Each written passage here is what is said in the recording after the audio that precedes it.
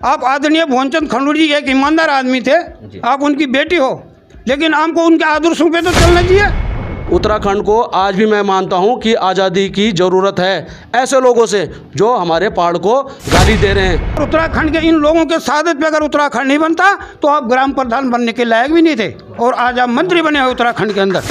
मैं इतना महेंद्र भट्ट नहीं चलेगा, आर का मतलब रितु खंडूरी नहीं चलेगी, पी का मतलब प्रेमचंद्र अग्रवाल इस उत्तराखंड में नहीं चलेंगे। कि मैं जहाँ तक समझ रहा हूँ आपको शायद गढ़वाली बोलनी भी नहीं आती होगी। मैं पूछना चाहता हूँ कि अगर ये राजनीति का अड्डा नहीं है तो क्या ये गाली देने का अड्डा है? नमस्कार दोस्तों, मैं हूं आप सभी के साथ सचिन हिंदुस्तानी, और आपको बता दें आज हम खड़े हैं महानगर जो कांग्रेस का कार्यालय वहां पर हैं हम। और आने का उद्देश्य ये है क्योंकि आपको बता दें जब इलेक्शन का समय था, चुनाव का समय था, उस टाइम पे नगर निगम के चुनाव हो रहे थे, उस टाइम पे निष्कासन कर दिया गया था यूथ कांग्रेस के जिला अध्यक्ष थे विजय रावत का, और उसके बाद कई लड़ाइयाँ लड़ी गई। और उसके बाद अब आप देखेंगे आज की तारीख है, और आज आपको बता दें 24 फरवरी है, और 24 फरवरी को जो है निष्कासन वापसी हो गया है, उसके ऑथराइज जो लेटर है वो भी हमें देखने को मिलेगा। पहले रावत जी आपका बहुत बहुत स्वागत है। धन्यवाद सचिन जी। सबसे पहले मैं आज यहाँ पे आए अपने कांग्रेस के कार्यकर्ताओं का, यूथ कांग्रेस के समस्त जनों का आभार प्रकट करता हूँ। सदस्यों द्वारा यह आक्रोश व्यक्त किया गया था कि चुनाव के समय यूथ कांग्रेस को निष्कासित किया जाना बहुत गलत था, षड्यंत्रकारी मामला बनता था।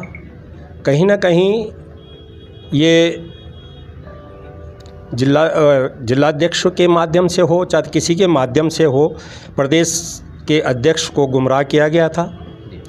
उनके पूरी संज्ञान उनके दिमाग में नहीं रखी गई थी, जिससे कि उनको ये लगे कि भाई निष्कासित किया गया है तो ये गलत भी हो सकता है।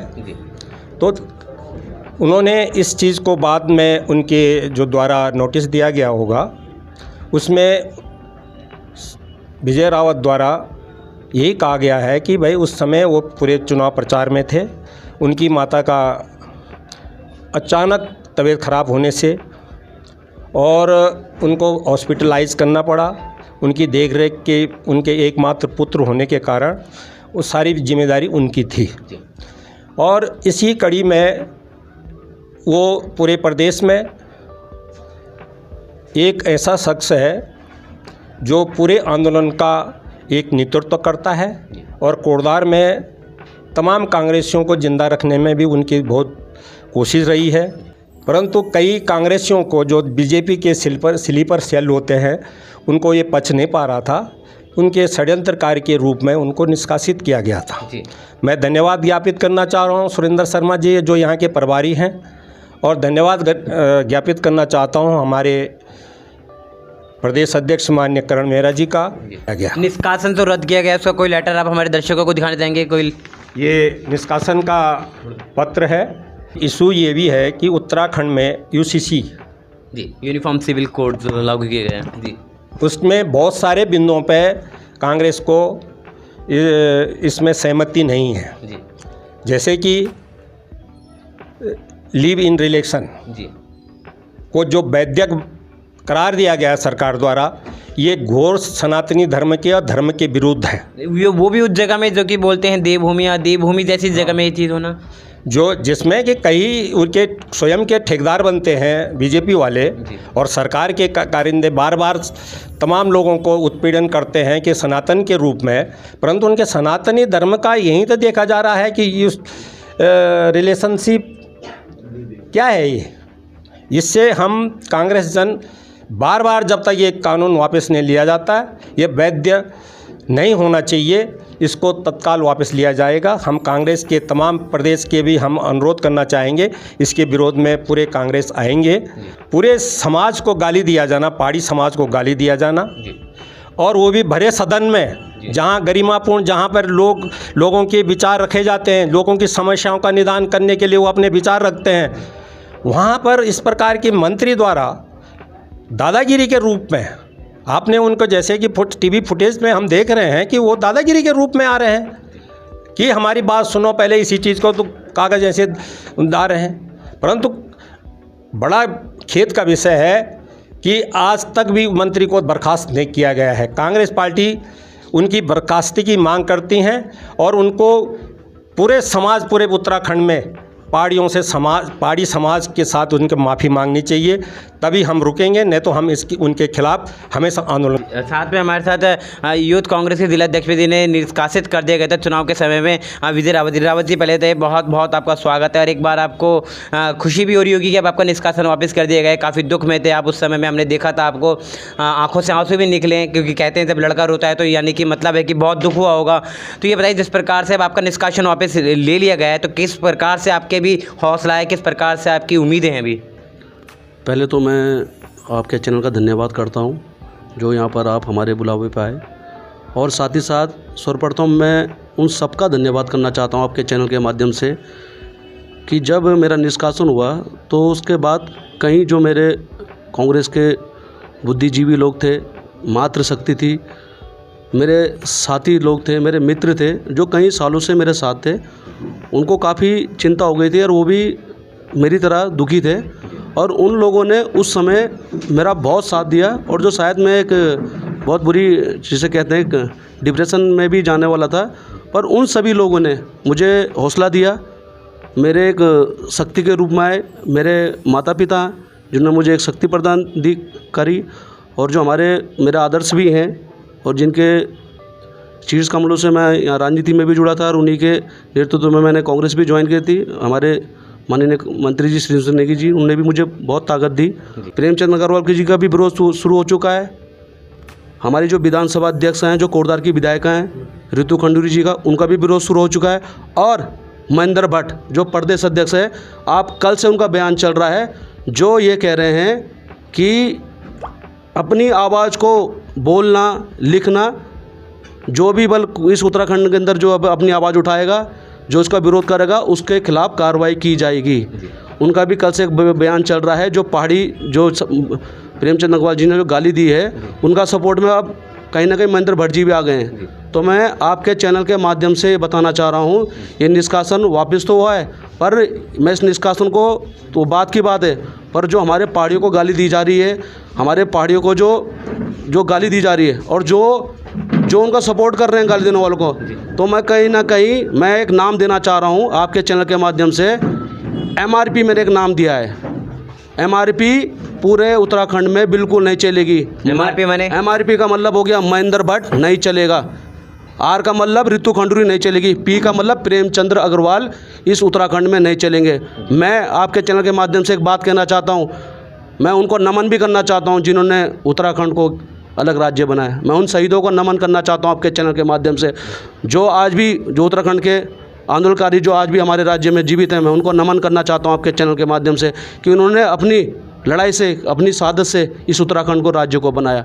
पर आज दुर्भाग्य है कि आज उत्तराखंड राज्य में ऐसा नेता घुस चुके हैं, ऐसे मंत्री घुस चुके हैं जो उत्तराखंड में रहते हुए उत्तराखंड के पहाड़ियों को गाली दे रहे हैं। बहुत दुर्भाग्य होता है। ऋतु खंडूरी जी जो यहाँ की विधायिका हैं, जो इस उत्तराखंड की रहने वाली है, वो उन लोगों को सपोर्ट कर रहे हैं। हमारे बद्रीनाथ के विधायक जी ने अपनी आवाज़ उठाई विधानसभा सत्र में, मतलब कहीं ना कहीं पक्षपात, जिसे कहते हैं पक्षपात।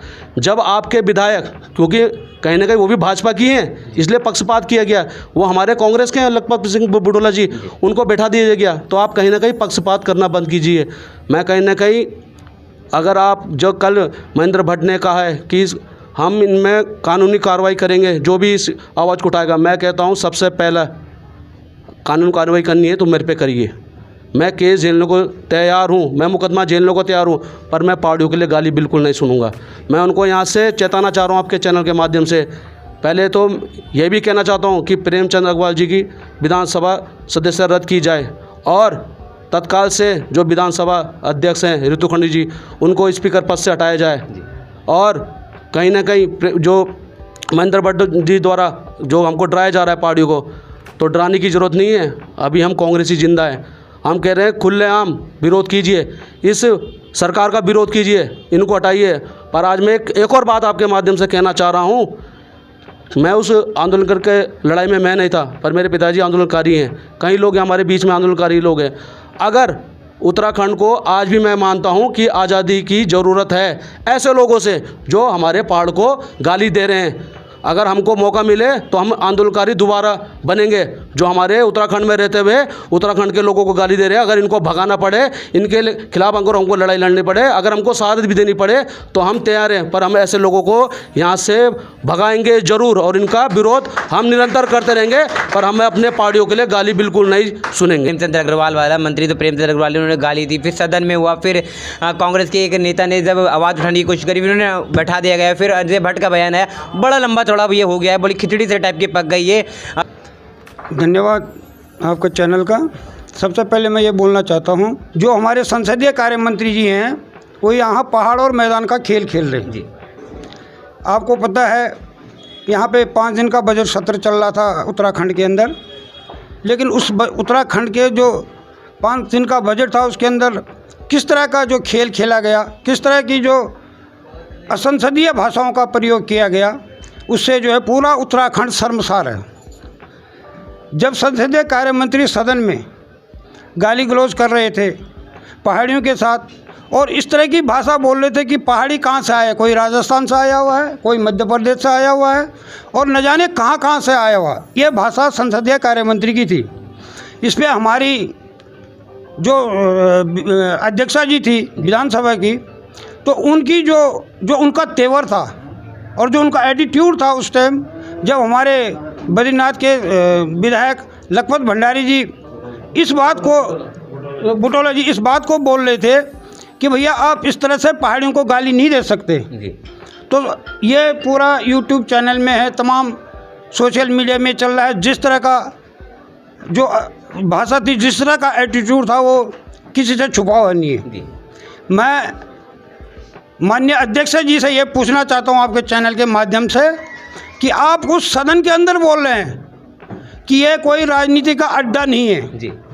मैं पूछना चाहता हूँ कि अगर ये राजनीति का अड्डा नहीं है तो क्या ये गाली देने का अड्डा है? बड़ा सवाल रख रहे हैं आप सामने।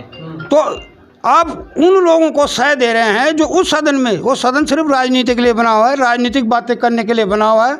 अपने जो हमारे प्रतिनिधि हैं उनको अपनी क्षेत्र की बात कहने के लिए कहा गया है, न कि आप उसको राजनीति में जो है उसको गाली का अड्डा बनाओ।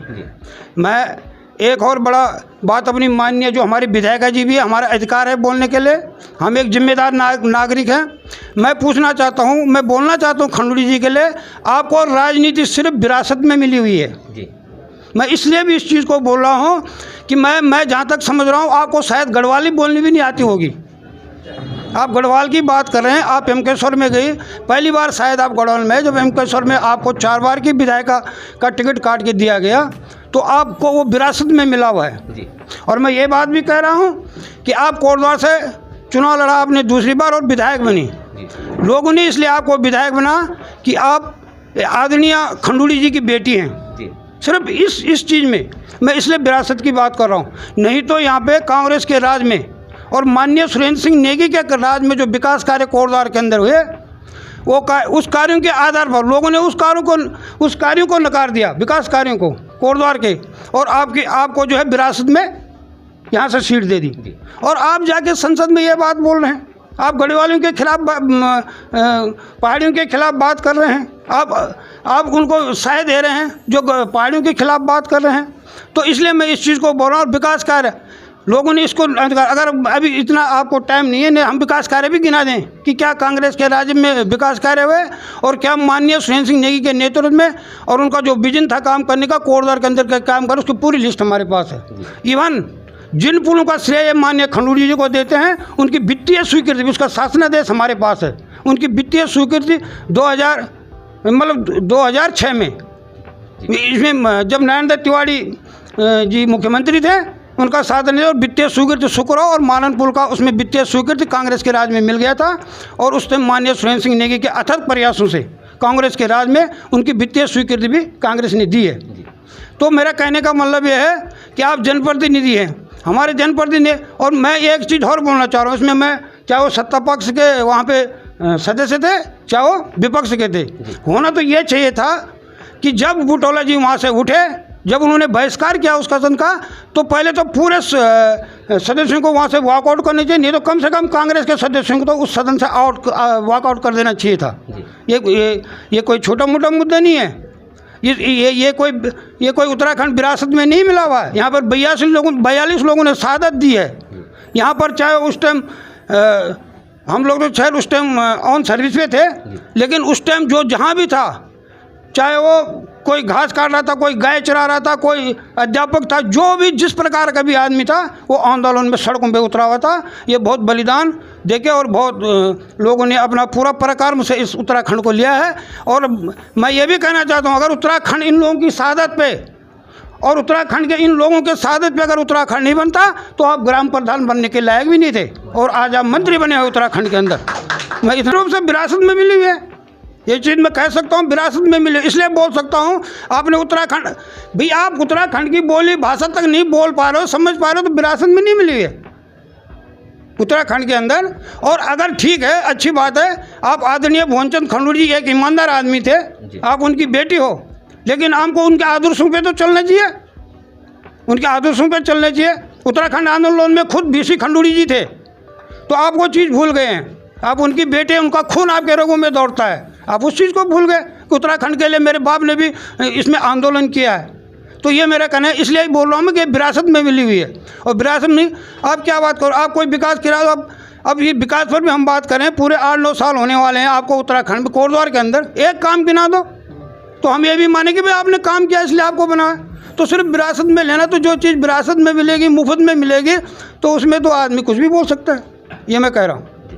तो आज हमने पूरे इस प्रकरण में बात करी, जिसमें आपको बता दें, जिसमें विजय रावत का निष्कासन वापस लेना था, साथ में प्रेमचंद अग्रवाल का पूरा वो प्रकरण था, उसके साथ ही यहाँ पे यूसीसी का भी विरोध किया गया, ये पूरी पीसी में। इस वीडियो में इतना ही, तब तक मिलते हैं अन्य वीडियो में, तब तक ले वंदे मातरम और भारत माता की जय।